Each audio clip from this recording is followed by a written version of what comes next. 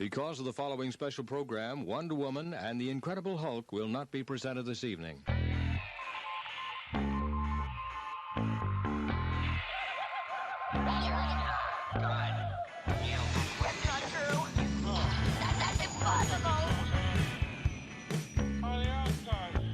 It's time to get all your Star Wars news in a single file. This is Making Tracks.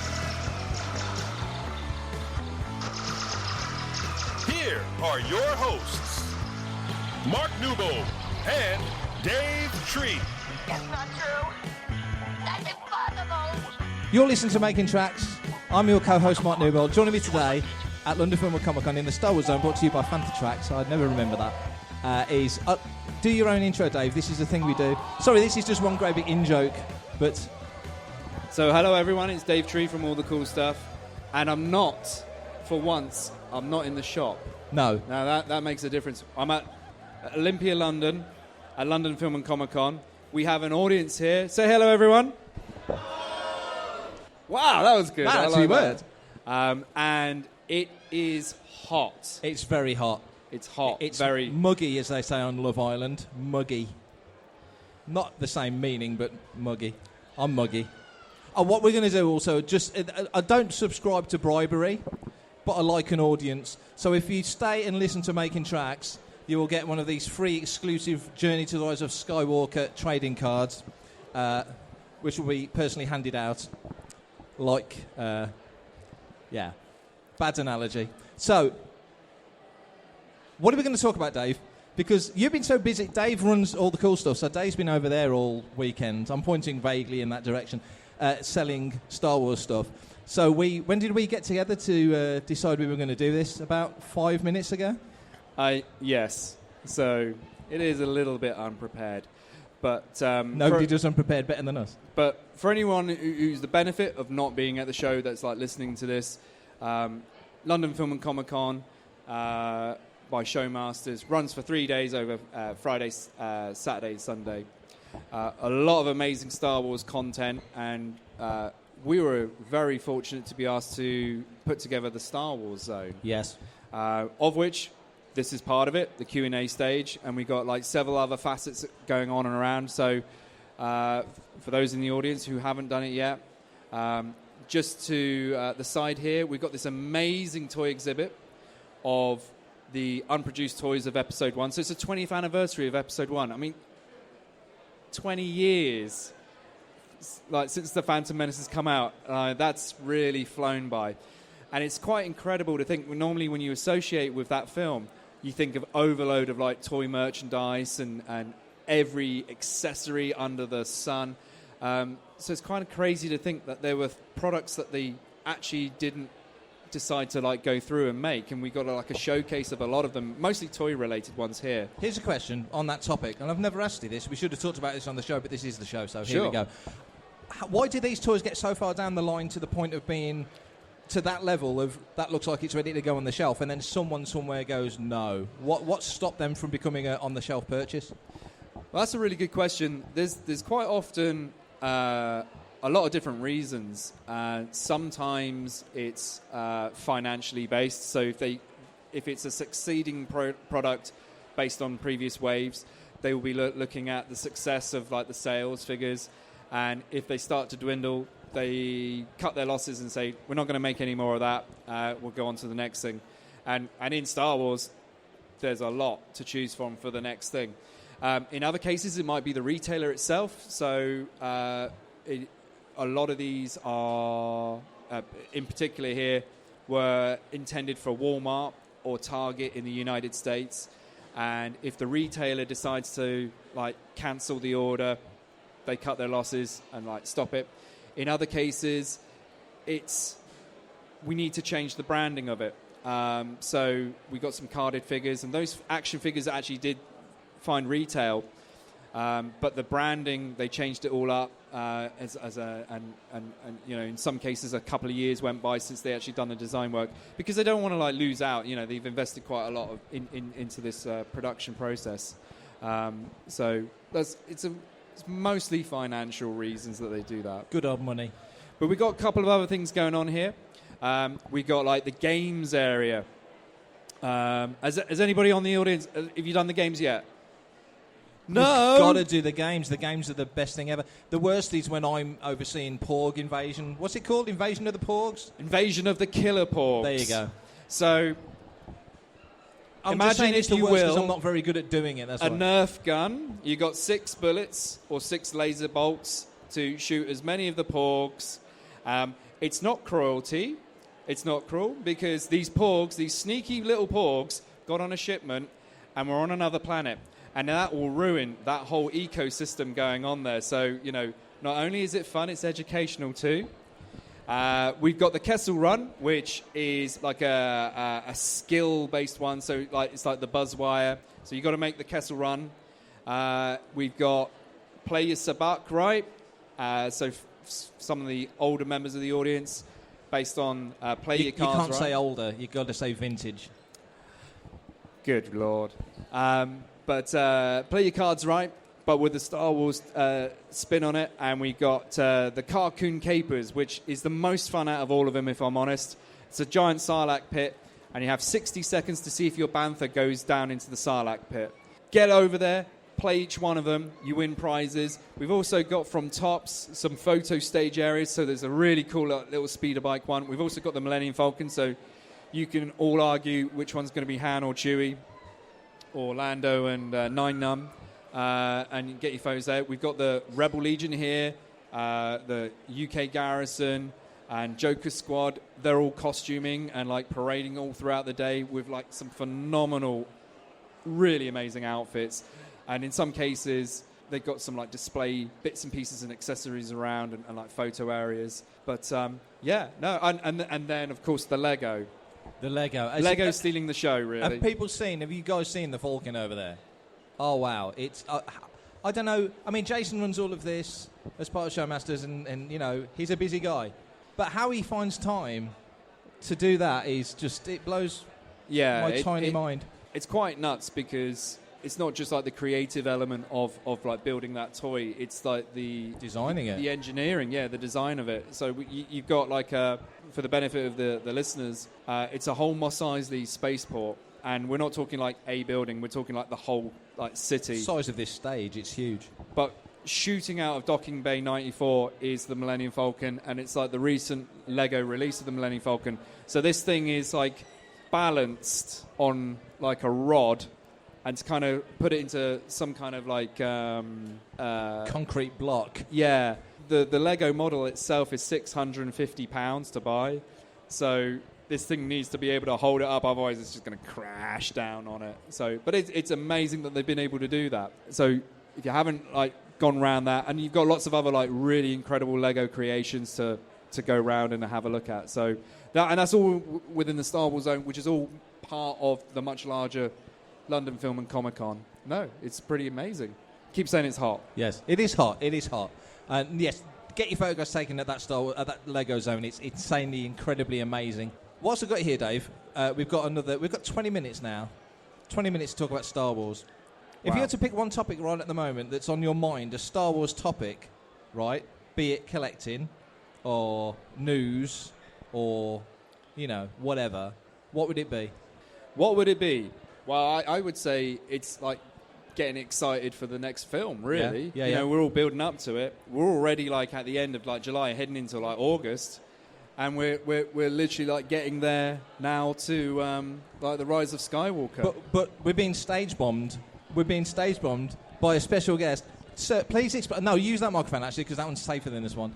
Explain who you are and why people should know exactly why it's a big deal that you're on our stage. Well, Star Wars Episode 3 Revenge of the Sith, I played a part of a little kid who went up to Anakin and said, Master Skywalker, there are too many of them, what are we going to do? And then, I got killed. So I'm planning to meet Hayden today, and maybe we'll see a little bit of revenge. Maybe an apology, who knows? An apology would be nice. It feels overdue. Or maybe a recreation. Who knows? Ross, it's so good to see you. Likewise, are you enjoying Mark, the show so far? What are you thinking of all this? I'm amazed at just the scale of it. I walked up, just saw the huge poster of Fast and Furious, and it's It's amazing. Have you been busy? Has it been... Yeah, I'm with my brother, actually. He's somewhere here, Leo. But, yeah, we're having a little walk around. We're just having a little chill time, yeah. No, we spoke a few weeks ago at Comic-Con at Film New Forest. I've just said it correctly. I always got it wrong when we spoke. That's it, Film New Forest, Which was an interesting conversation when we talked about what you'd done on the set and all the things that you went through as a kid, yeah, you know? Yeah, it was a mad one. Going to Chaplin Studios and then being taken along the studios. Yeah, it's an interesting one. Now that you're doing more events and you're out there doing more stuff, is it kind of reactivating all these thoughts? Because now, like when we talked, you know, you did it as a kid and then you went off and lived your life, and now it's kind of coming back into your circle again. Is it making you think about all those times? A little bit. I think Film New Forest is what reactivated it for me big time, and now I'm just I'm on the other level and I'm just kind of riding this wave. Yeah. So yeah, we'll see what happens. Maybe meeting Hayden will be a different experience. I'm a bit nervous, I'm not going to lie. I'm a little bit nervous. I wonder what it's like if you're an actor like Hayden Christensen back in 2004 meets you on set, this cute little 6-year-old kid. Yeah. And I mean, you don't see it, but we all know. I sense guilt. I think he's going to see you and cringe and, oh, God, I killed this kid. It depends how much he identified with the character, because I think what type of actor he is, if he can detach himself from the role, if he could do that, he won't feel guilty and maybe we can have a laugh about it. But if he has to get into that, like, sociopathic headspace to be able to even, like, think about killing kids in that film, then who knows? It'll be interesting. Oh, I think anybody... I'll get my shades on. I was going to say, play it cool. Take them off and introduce myself, like... Just hello. say the line.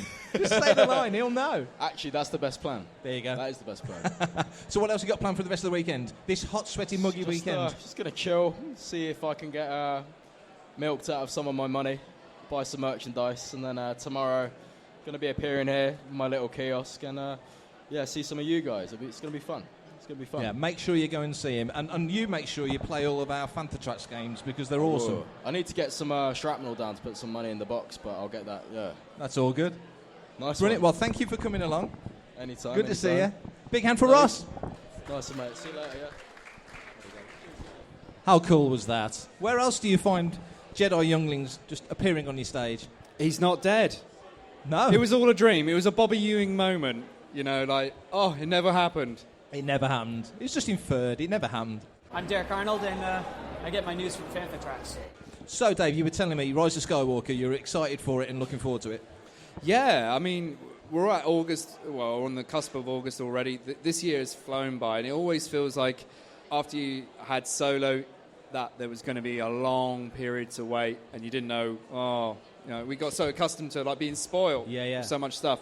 But we've got not just a film coming, we've also got like TV series as well.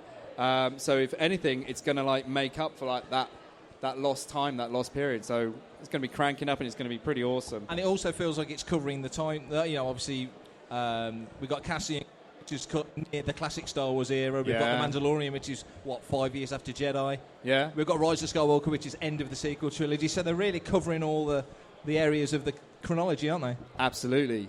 And like, is this actually going to be the end? Does anybody... So the next film, is it going to be the end, do you think? No. More people... No, I love this microphone. More people say no than say yes, so that I would say...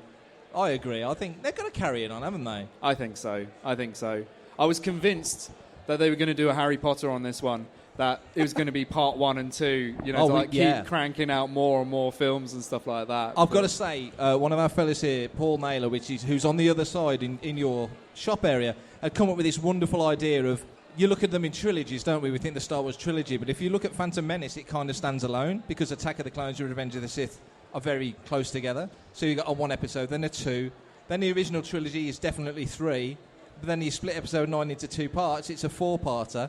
Wow. There was just some logic to, weird Star Wars logic. Well, it could almost be like the TV shows will just make one big movie anyway.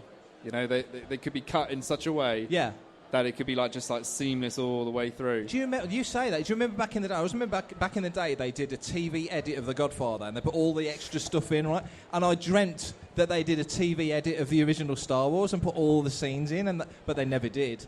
But they should. They should. You need to get on to some people. You know. I'm on people all the time, but nobody listens. Oh, that's not true.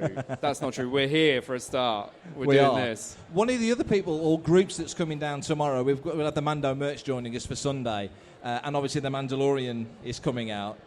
We have a mutual friend who's very much into his Mandalorian stuff, Mr. Booker, who's not here sadly, but he may be here tomorrow. What are your expectations and hopes for that series? Because what we've seen so far, that anybody who's lucky enough to be in Chicago for Celebration saw some clips, and some of that has obviously leaked online. It does look phenomenal. Yeah. So with any of these things that come out, there's so much marketing that's like pushed into like Star Wars, and it's very difficult to ever sort of remain spoiler free with anything. You know, by social media or within this, you get exposed to all kinds of elements that, if you wanted to go in completely cold and just take it at face value, and my feeling is, because you're exposed to all that, you build up this expectation, and particularly within Star Wars, there's no way you can ever, it can meet those expectations.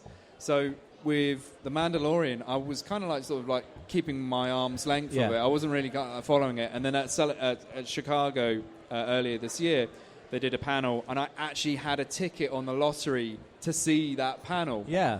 And I thought, no, I'm not too bothered about it. It's cool. So gave it away. And then afterwards, everybody came out and they're like, oh my God. And the reaction was bigger than any other of the panels that have been. And that's including the trailer of Rise of Skywalker and the title reveal. Everybody was just going completely crazy over The Mandalorian. And I was kind of like, I've just missed out on something here. I'm a chump. But no, it looks really cool. I'm still keeping that arm's length. Yeah. And just literally enjoy it for what it is. Because otherwise, you just build up this huge thing. But I'm a toy retailer. I sell toys. And again, it's one of those things that if you try as hard as you want, you work quite far in advance all the time. So you're always seeing stuff and exposed to product reveals and things like that because they want you to order accordingly. And you just kind of I didn't want to see that. But it comes with the turf. That's a question. As a fan then, because you've got the inside track in terms of being a retailer, do you see stuff that you sometimes get, that's a spoiler? Oh, I wish I didn't. Like the Avengers films, you see certain things, I wish I hadn't seen that. Well, actually, so without breaking any confidentiality, with Lego, generally, when it comes to superhero stuff, there's very little Lego stuff that is ever in the films. So it will be a high-speed chase set, and it's always generic. It's not very often that there are actually anything very specific, and that's mainly because it's a younger age. And when the first Superman came out, Man of Steel, that Lego did, the products were so weird and wonderful. Nobody knew what they were until you saw the film. So the sales were actually not that good. Yeah. So ever since then, they make them generic. With Star Wars, it's a little bit different because you have that heritage, and they always dip back in and look, there's the Millennium Falcon, and there's an AT-AT, and there's a TIE fighter and things like that. You don't always know if it's actually specific to a new thing or if it's just a re-release because everybody wants an X-Wing fighter or something like that. But you do. I won't say who the vendor was, but we saw stuff related to the Force Awakens in January when it was then coming out in December. When it should have been coming out in May. So that's quite a long length of time, and this is long before anybody gets to sort of see the product reveals at when they do San Diego Comic-Con or New York Comic-Con.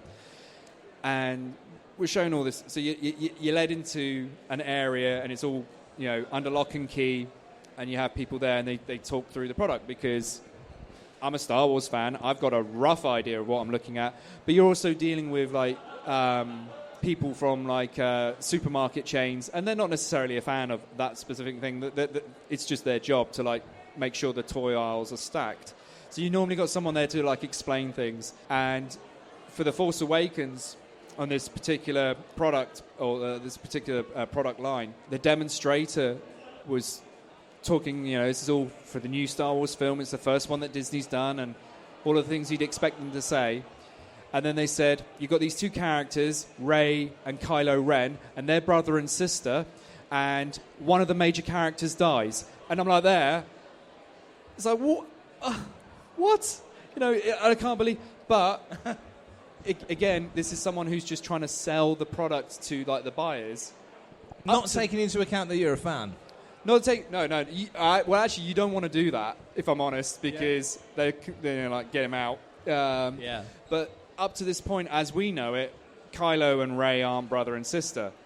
So it's a little bit like misinformation, but like they're telling me 9 months before the film comes out, and you think, so if they are brother and sister in episode 9, you're going to be here first. That dude was like, you know, the stuff he was given to like read out. I mean, that was like real top level stuff. Now you know who Super Shadow is. But with the character death, I was really annoyed at that because it was like, right, so who's it going to be? And I had actually narrowed it down by looking at what things are included in the product line. I'd narrowed it down to it was either going to be Han or Chewie, and it wasn't until so I knew someone was going to die, but like it wasn't until the film itself, and then you saw how it was going to pan out, and it's like, oh no, spoiler alert. Lego Han Solo didn't make it. Oh, poor Han. But yeah, in that sense, you are given like information, but it's not always necessarily gospel because it's like a generic thing, and that person's having to explain it again and again and again and again and again. But yeah, you get to like look at some cool things, and quite a lot of the time, what you see isn't always how that product ends up, because it's like a prototype or it's a concept that's shown. Much like what we got in the cabinets there. So like, you know, they'll be showing you this sort of thing to say, you know, this is the idea behind it. It's very cool. Fantha drugs. Voodoo! The other live-action series that's been announced is Cassian Andor. Hasn't got a proper name yet. It's just Cassian Andor. Rogue One, obviously, people love Rogue One. This guy down here who's loading water into his bags loves Rogue One. Don't you, Paul McHugh? Paul, you love Rogue One. Yes, there you go. There you go. So I'm stoked for that series because I thought Cassian was the most interesting second most interesting character in the film. What do you think? I think there's some potential there to really not just lay the ground for Rogue One, but fill out the whole background of what Rogue One really showed how grey the rebellion was and how desperate they were, and that they would go to any lengths. And I think it's got potential, massive potential. So how do you feel about that? It was nice how they set that up very early on in the film of Rogue One, that the rebellion are the good guys, but they're not squeaky clean. No. And I thought the way that was handled was better than, say, in The Last Jedi, where it was kind of like, you know, what is right and what's wrong, you know, because it was talking about, like you say, the desperation of and the stakes that they had going on there. They can take it anywhere they want to go, as long as K2SO is part of the whole thing all the way through. Because you're saying Cassian, K2SO for me stole the show for Rogue One. He was like amazing. Han and Chewie, aren't they? Yeah, exactly. And that's how they can play it. They've been setting it up, you know. Has anybody done Secrets of the Empire, the virtual reality? Oh. If you get the chance, amazing. It's well worth it. So it's a mobile exhibition game, but it's fully immersive, and effectively you're employed by Cassian and K2SO, and it's their voices, you know. So they're doing more with those characters, they're bringing them back in, and it's kind of like a little bit of an extension to like Rogue One, but like you got like the headset on, but you're wearing a whole harness, like literally, and you can see your hand and everything, like and like, you know, I could look at Mark and shake his hand, and you know, it's super crazy, but I won't reveal any more of it. You know, it really is one of those kind of like immersive experiences. I wouldn't worry. You've already told everyone that Kylo and Rey are brother and sister, so it's not going to get much worse than that, is it? Yeah, I'll find that guy. Okay. I will find him. No, I'm most excited. At the moment, I think I'm probably most excited for Cassian because I love the era and I like the cast. Well, the two actors have been out so far, and I just think that, like you say, the scope for that, and being an OT era kind of start of the journey for Star Wars and going back to that and really being able to delve into it, I think the potential for that is phenomenal. And I think the viewing figures are going to reflect that as well, in the sense that it's probably more wider appealing than some of the other projects that they've got going on. I wonder what Disney research made them think let's make the Mandalorian first and Cassian second, because in my head it feels like Cassian, a pre-established character from a film that did $1 billion+, in that era would be an easier sell, if you like, for Disney Plus than launching with The Mandalorian? Could be a whole bunch of different things because either they've got assets that they've got to build for True, it, yeah. schedules for the actors. They Yeah. might already be committed to like Toys. Everyone likes buying toys. Mandalorian Yeah, so stuff. there's a lot of things that are like called into it. I think if they had their dream schedule, you'd be like exposed to something every. Yeah. The moment your interest starts to wane and you go like that, there's then something new to like pick it back up again. Yeah. We have, unbelievably, look at me looking at my watch. That's good radio, isn't it? We've got 3 minutes left Wow. before the end of our slot. You're very organised. I do like I'm this. not organised like this normally, but I don't normally wear a watch, so... Well, within those minutes, let's like open it up to the floor. Has anybody got any questions at all? There must be someone. Like, That went. don't be afraid. Oh, go for it. My question is, which character from the prequels would you like to see back the most? Ooh. That's a good question. I know your answer. I would like to see, and it would be tricky, but I think it's doable in Episode 9. I'd like to see Qui-Gon Jinn again, because he was my favourite prequel character. So it'd be Qui-Gon for me. Is that like as a ghost then, or? Well, we were talking about this yesterday. I think Liam Neeson doesn't really look that different now as to he did 20 years ago. So they could get away with it, I think, if they wanted to. But Force Ghost Qui-Gon, because we know there's a kind of a Force Ghost Qui-Gon because of the end of Revenge of the Sith, but I'd love to see him in some fashion or form come back. He did the voice in the Clone Wars, which was very cool. He didn't do his speech from Taken, sadly, but which would have been amazing. But yeah, for me, it would be Qui-Gon. A Force Ghost Qui-Gon, like the end of Return of the King, with like all the Force Ghosts running in. It'd be great. I think for me, one of the best characters, the Phantom Menace, was Sebulba. Yeah. So whatever happened to Sebulba, you got that little hint of Watto, and he was kind of like sort of taking it a little bit easier. He had a little limp, like foot and things like that. So he was okay, but I How think can you get a limp when you float around on a bubble? well, it looked like it was broken or something. did, yeah. But I'd like to see what happened with Watto. Maybe like the Watto Adventures or something like, or maybe Dexter's Diner. Is he still running that Greasy Spoon Cafe? Yeah. We had Nelson Hall on the stage here yesterday, OALM model maker, and he actually built Dexter's Diner. No way. Believe it or not, yeah. Wow. Yeah. Did you get any free milkshakes or food? Sadly not. Oh. I don't accept milkshakes from strangers. Milkshakes are just politically not good. Oh, no, hang on a second. Pit droids. I'd like pit droids to be back because they were quite cool. You could bring those back into the fold a little bit more. So the one character you want to return is Pit Droids, Dexter Jetster, and Sebulba. Yeah, it's not too much to ask for, is it? There you go. But of course it's Jar Jar Binks, isn't it? Yeah, of course it's Jar Jar Oh Binks. yeah, no, of course, Jar Jar. That would be cool. There you go. I'd love to see Jar Jar again. We're out of time. Thank you everyone for listening. Come and get your free Rise of Skywalker cards. And thanks for being such a wonderful audience. And feel free to give us a massive round of applause. He's so modest, but thank you very much.